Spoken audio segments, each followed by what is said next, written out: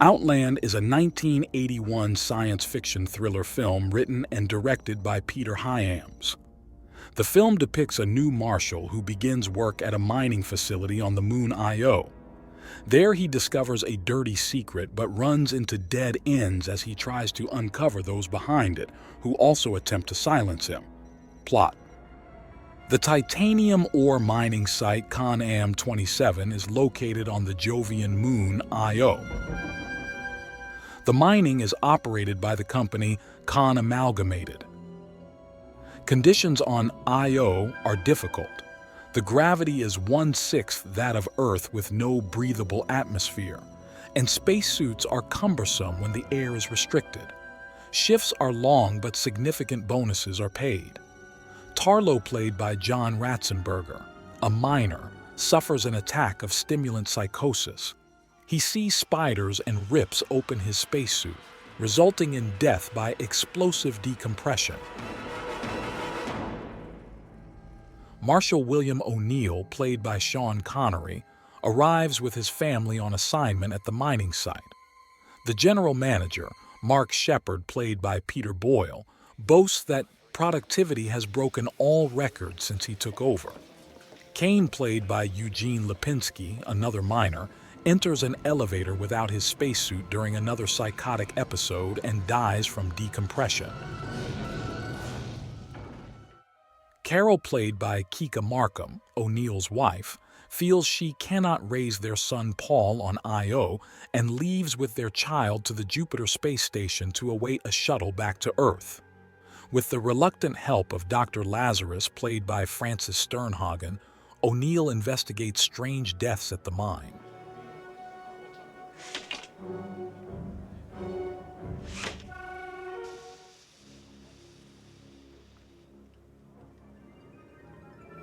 Another incident involves a worker, Sagan, played by Steven Berkoff, who takes a prostitute hostage and threatens to kill her with a knife. O'Neill attempts to calm the man while Montone, played by James B. Sicking, his sergeant, sneaks in via the air duct and kills Sagan with a shotgun. O'Neill and Lazarus discover that Sagan had traces of polydichloric euthymol, a powerful amphetamine-type drug in his bloodstream, which would allow a miner to work continuously for days at a time until they burn out and turn psychotic after approximately 10 months of use. O'Neill uncovers a drug distribution ring run by Shepard and sanctioned by now repentant Montone. Using surveillance cameras, O'Neill finds and captures Nicholas Spada, played by Mark Boyle, one of Shepard's dealers, who is murdered before he can be questioned. Montone is found garroted. In a meat locker, O'Neill finds the latest shipment of drugs, which was shipped from the space station. He is attacked there by another dealer, Russell Yario, played by Richard Hammett. O'Neill knocks him out, then destroys the shipment of drugs. When Shepard finds out, he threatens O'Neill and contacts his drug distributor, asking him to send in professional hitmen. How good are the men? The best. They've left on the shuttle arriving Sunday. O'Neill is prepared, having been monitoring Shepard's communications. O'Neill waits for the arrival of the hitmen on a supply shuttle from the other side of Jupiter.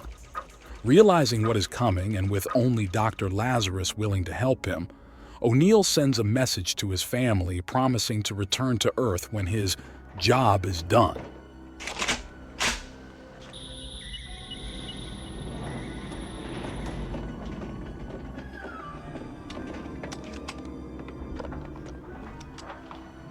O'Neill ambushes the assassin one by one.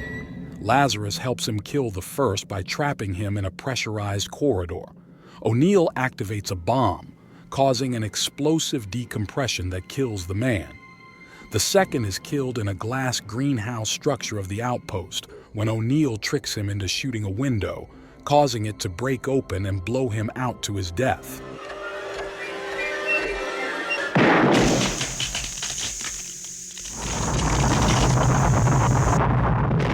O'Neill is then confronted and attacked by Shepard's inside man, one of his own deputies, Sergeant Ballard, played by Clark Peters. The two fight outside the outpost near the satellite structure until O'Neill pulls Ballard's oxygen hose, suffocating him as he pushes him into an electrical generation station, vaporizing him on impact. O'Neill then confronts the surprised Shepard inside the outpost's recreation bar, knocking him out with one punch. It is implied Shepard will now be brought to justice or murdered by his own associates. O'Neill bids farewell to Lazarus and leaves on the shuttle to join his wife and son on the journey back to Earth. About the film, Outland was written and directed by Peter Hyams. The film has been described as a space western and bears narrative and thematic resemblances to the 1952 film High Noon. The casting of Outland includes Sean Connery, Peter Boyle, and Francis Sternhagen. The movie was primarily at Pinewood Studios in England, utilizing large-scale sets to create the space colony atmosphere. The production faced challenges due to its ambitious design and effects. The music and soundtrack were composed by Jerry Goldsmith, known for its atmospheric and tense score, adding depth to the film's suspenseful moments. Outland was released on May 1981. It had a budget of around $16 million and grossed approximately $17.9 million worldwide. The film received mixed reviews upon release, with praise for its visual effects and Connery's performance, but criticism for its derivative plot. Despite its initial reception, Outland has gained a cult following over the years, appreciated for its atmospheric tension and unique blend of genres. 10 interesting facts about Outland movie. 1. Outland was originally conceived as a straightforward Western set in space, drawing heavy inspiration from the classic film High Noon. 2. Sean Connery lost a major extended cameo role in Chariots of Fire, 1981, because this movie went over schedule. 3. Bruce Dern was considered for the role of Sergeant Montone. 4. Director Peter Hyams aimed for realism in portraying the space setting, utilizing practical effects and large-scale sets instead of relying solely on special effects. 5. Outland was one of the earliest films to explore the concept of mining colonies in space, influencing subsequent works in the sci-fi genre. 6. The film's original title was I.O. 7. The first movie to use the Introvision front projection process, which allowed an actor, actress, or other live-action element to be sandwiched by a projected background and foreground element, all in the same shot. 8. Gene Hackman, James Brolin, and Clint Eastwood were considered for the role of Marshal William T. O'Neill. 9.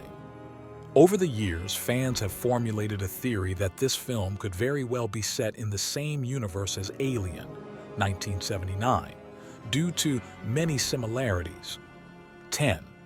Sean Connery was given special permission to miss a morning's filming in order to film a minor but important additional scene for the movie Time Bandits, 1981,